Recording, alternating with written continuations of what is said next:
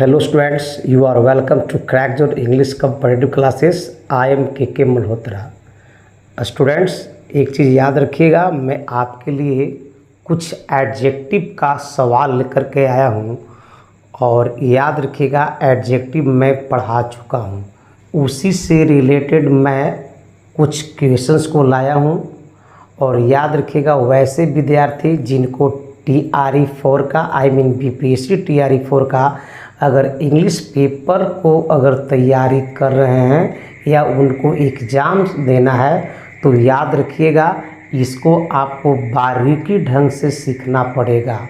याद रखिएगा उसमें हर तरह के सवाल आते हैं, कंजंक्शंस बेस्ड होते हैं, प्रेपोजिशन बेस्ड होते हैं, एडवर्ब बेस्ड होते हैं, एडजेक्टिव बेस्ड होते हैं, आर्टिकल बेस्ड होते हैं। तो याद रखिएगा एक एक करके मैं आपको बता रहा हूँ और रूल्स को पहले आप समझिएगा, क्योंकि फिल इन द ब्लैंक्स से नहीं होता है कि इस सेंस के अकॉर्डिंग चलेंगे, उसको आपको लॉजिकल समझना होगा। पहला सवाल, ही इज़ एन मैन। याद रखिएगा अगर आपको लगता है कि सर ये बहुत ही साधारण सा क्वेश्चन है तो this is your misunderstanding here. Okay, याद रखिएगा यहाँ पर आपको एडजेक्टिव फिट करना है, क्योंकि टोटल जो आपका क्वेश्चंस है ना वो एडजेक्टिव बेस्ड ही है। तो याद रखिएगा ऑनेस्टी, ऑनर, ऑनेस्टली और ऑनेस्ट, यहाँ पर एन लगा हुआ है और एन के बाद में ऑनेस्टी, ऑनर, ऑनेस्ट और ऑनेस्टली, ये टोटल का टोटल वर्ड्स आ रहा है। याद रखिएगा क्योंकि इसमें ए लगने का कोई चांस ही नहीं है। आगे हमारा एक नाउन है, सिंगुलर काउंटेबल नाउन है, याद रखिएगा। तो सिंगुलर काउंटेबल नाउन, नाउन के ठीक पहले वाला वर्ड क्या आना चाहिए? एडजेक्टिव। चूँकि I have taut you parsing, मैं आपको पार्सिंग पढ़ा चुका हूँ कि अगर नाउन के ठीक पहले वाला जो वर्ड होता है वह एडजेक्टिव बैठता है। और याद रखिएगा इसमें 4 जो ऑप्शंस है ज़रा चेक कीजिए कि कहाँ पर आपका एडजेक्टिव है। अगर मैं ऑनेस्टी की बात करूँ तो ये हमारा नाउन होगा। अगर ये नाउन है तो फिर यहाँ पे नाउन कैसे फिट होगा? इसका मतलब है कि ही इज़ एन ऑनेस्टी मैन, ये रॉन्ग है क्योंकि ये भी नाउन है और इसके पहले वाला भी नाउन आ जाएगा, तो ये तो गलत है। तो इसलिए मैं पहला को काट दिया। पहला को मैंने क्यों काटा? तो आपके पास क्या लॉजिक होना चाहिए? आपके पास लॉजिक होना चाहिए कि सर ये मैन हमारा नाउन है और नाउन के पहले हमको एडजेक्टिव चाहिए और ऑनेस्टी हमारा खुद नाउन है, इसलिए नाउन नाउन को क्वालिफाई नहीं करेगा, इसलिए ये आउट हो गया। ओके, ऑनर याद रखिएगा, ऑनर पढ़ रहे हो क्या? ऑनर, लेकिन ये भी एक नाउन ही है। क्योंकि जब आप इसको एडजेक्टिव बनाइएगा तो आपको ऑनरेबल लिखना पड़ता, इसलिए बी भी आउट हुआ। ओके, याद रखिएगा ऑनेस्ट ये एक एडजेक्टिव है और ऑनेस्टली तो एडजेक्टिव में यदि LY आप लगाते हो तो एडवर्ब बन जाता है। तो यहाँ पर आपका ऑनेस्टली जो है वो एडवर्ब है, तो याद रखिएगा ये आउट हो गया। आंसर आपका हो जाएगा D, he is an honest man. Okay, I have money then you, याद रखिएगा देन आ गया। मैं आपको डिग्री भी पढ़ाया हूँ, याद रखिएगा डिग्री के बारे में भी बताया गया आप लोग को। तो देन के पहले जो हमारा एडजेक्टिव आएगा वो हमारा कंपैरेटिव आएगा, और कंपैरेटिव में आप क्या लगाते हो? या तो ER लगाते हो या फिर मोर लगाते हो। तो याद रखिएगा ऑप्शन पाइए, देखिए यहाँ पर ER लगा हुआ है, फीवर है, यहाँ पर लेस यानी लिटिल का ये कंपैरेटिव है लेस। ओके, लिटिल का ये कंपैरेटिव फॉर्म है लेस, तो ये भी सर आपका कंपैरेटिव है, याद रखिएगा। ऑल और फ्यू, फिर से यहाँ पर फ्यू आया, तो याद रखिएगा देन है तो फ्यू तो आएगा नहीं, पहले काट दीजिए, पहले क्रॉस कर दीजिए। ऑल आउट हुआ, अभी हमारा दोनों कंपैरेटिव डिग्री है, याद रखिएगा, और दोनों यहाँ फिट हो सकता है अकॉर्डिंग टू रूल। बट पहले आप इस नाउन को ज़रा चेक कर लो, ये नाउन क्या है? अनकाउंटेबल है, और अनकाउंटेबल नाउन में फ्यू का इस्तेमाल नहीं होता है, इसलिए फ्यू चला गया। आपका आंसर क्या हो जाएगा? B, less. Okay, I have less money then you, that will be correct. Okay, third question देखिए, Rohit is enough to solve the problem. याद रखिएगा ये बहुत ही डेंजरस वर्ड है।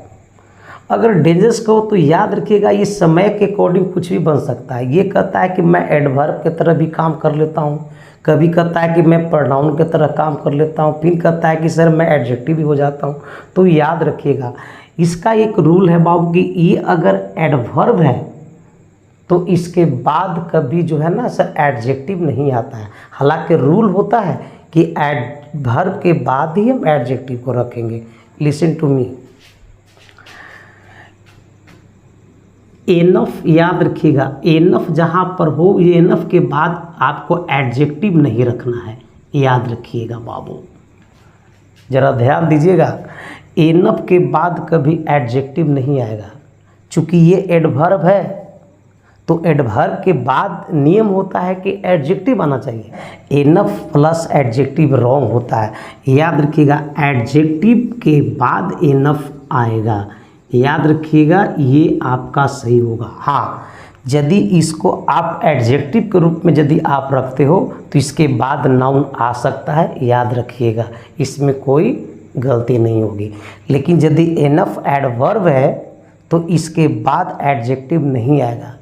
इसको छोड़ने के बाद, एनफ को हटाने के बाद कोई और एडवर्ब है तो एडवर्ब के बाद एडजेक्टिव ही आता है, लेकिन एनफ के साथ थोड़ा उल्टा है, enough plus adjective that's wrong, adjective plus enough that's right. Okay, Rohit is enough to solve the problem. इसके पहले आपको एडजेक्टिव आना है, याद रखना, intelligent, intelligence, intelligently, more intelligent. अब ज़रा यहाँ पे देखिएगा एनफ के बाद एडजेक्टिव नहीं आएगा तो इसका मतलब है कि एनफ यहाँ पर है तो इसके पहले एडजेक्टिव तो आ सकता है। ओके, तो याद रखिएगा इंटेलिजेंट एडजेक्टिव है, इंटेलिजेंस याद रखिएगा ये नाउन होता है, इंटेलिजेंस नाउन होता है, याद रखिएगा। इंटेलिजेंटली यदि आप इसको एडजेक्टिव मानते हो तो इसमें एल वाई लगा कर के इसको ये एडवर्ब बना दिया गया तो सर सी भी आउट हो गया। याद रखें मोर इंटेलिजेंट, इंटेलिजेंट का ये कंपैरेटिव फॉर्म हो गया तो यहाँ पर हमको कंपैरेटिव की कोई ज़रूरत नहीं है, अब नहीं है तो फिर ये कट गया, आपका जो आंसर हो गया वो हो जाएगा A, correct. There is water in the tank, याद रखिएगा देयर के साथ इज और देयर के साथ are, it means that there के साथ भर्ब मेरा सिंगुलर भी आ सकता है और भर्ब हमारा प्लूरल भी आ सकता है, याद रखिएगा। बहुत सारे स्टूडेंट्स कंफ्यूज हो जाते हैं कि सर इसमें ईज आएगा कि इसमें आर आएगा, तो याद रखिएगा I just clarify it. Okay, याद रखिएगा देयर के साथ हमारा ध्यान दीजिए आर और is, I mean singular and plural आप कह सकते हो। ओके, तो आर भी आएगा इज भी आएगा।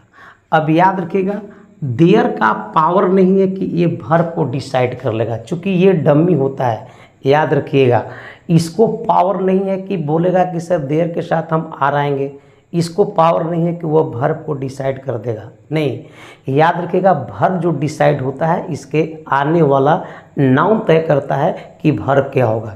याद रखिएगा यदि हमारा नाउन अगर हमारा पीएल कैटेगरी में आएगा यानी कि प्लूरल में होगा तो सर आपका यहाँ पर आर हो जाएगा यानी कि वर्ब प्लूरल हो जाएगा, और यदि हमारा नाउन अगर सिंगुलर का होगा तो हमारा सर सिंगुलर हो जाएगा। याद रखिएगा यही दोनों में फ़र्क है। फ़र्क यह है कि अगर नाउन डिसाइड करता है कि नाउन यदि प्लूरल हो तो वर्ब हो जाएगा प्लूरल, और नाउन यदि सिंगुलर है तो वर्ब हो जाएगा सिंगुलर। जैसे एग्जांपल से समझिए, there dash a pen, is और आर, चलिए क्या इसमें होगा तो बोलिएगा कि सर इसमें ए पेन है तो ए पेन के अकॉर्डिंग क्या हो जाएगा इज हो जाएगा, वो डिसाइड किया। ओके, अगर मैं लिखता हूँ देयर डैश पेन्स, अब बताइए सर इज हुआ कि आर होगा, तो आप पेन्स है, पेन्स हमारा प्लूरल है, तो याद रखिएगा ये आर हो जाएगा। करेक्ट। तो देयर इज, याद रखिए आगे मेरा नाउन क्या है, वाटर है, और वाटर क्या है, सिंगुलर है, इसलिए यहाँ पर इज रखा हुआ है, याद रखिएगा। अब वाटर हमारा एक नाउन है, अब नाउन के ठीक पहले हमको एडजेक्टिव फिट करना है। अब ज़रा इसको देख लो, वाटर किस तरह का नाउन है, तो ये सर अनकाउंटेबल नाउन है, और अनकाउंटेबल नाउन है तो सबसे पहले तो मैनी कटेगा, क्योंकि आपको पता है कि मैनी के साथ जब भी कोई नाउन आएगा तो प्लूरल आता है। तो सर यहाँ पे तो हमारा सिंगुलर है, अनकाउंटेबल है, तो सर मैं डी को काट दिया। ओके। अ लिटिल, याद रखिएगा अ लिटिल आ सकता है, फ्यू और अ फ्यू, चूँकि फ्यू होता है काउंटेबल का पीएल नंबर में, तो सर फ्यू भी नहीं होगा, न अ फ्यू होगा, आंसर क्या हो जाएगा, अ लिटिल हो जाएगा। There is a little water in the tank. Okay, so your answer is C, right. He gave me information about the case, याद रखिएगा इंफॉर्मेशन, याद रखिएगा एक नाउन है, ये नाउन कैसा है, तो ये अनकाउंटेबल नाउन है। अनकाउंटेबल नाउन के पहले आपको एडजेक्टिव फिट करना है, तो मेनी तो आएगा नहीं, तो मेनी को बाहर कर दो। फिर बोलिएगा सर तो फ्यू नहीं आएगा, तो इसको भी बाहर करो। सेवरल के भी बाद जो नाउन आएगा वो आपका प्लूरल आएगा, तो ये भी आउट हुआ, आंसर हो जाएगा much. He gave me much information about the case. Okay, so your answer is D, right. There are students, याद रखिएगा स्टूडेंट्स की वजह से यहाँ पे आर करना पड़ा, याद रखिएगा मैं आपको समझाया हूँ। ओके, तो याद रखिएगा स्टूडेंट्स क्या है, नाउन है, नाउन के पहले हमको एडजेक्टिव लगाना है। अभी नाउन की कैटेगरी देख लीजिए सर कैसा नाउन है, तो ये बोलिएगा ये तो सर प्लूरल काउंटेबल नाउन है, तो प्लूरल काउंटेबल के नाउन के पहले आपको सर एडजेक्टिव फिट करना है।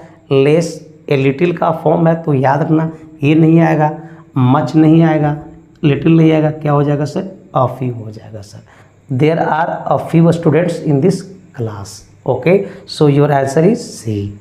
यदि वीडियो पसंद आए तो लाइक, शेयर और सब्सक्राइब कीजिएगा। मिलते हैं अगले वीडियो में, तब तक के लिए धन्यवाद।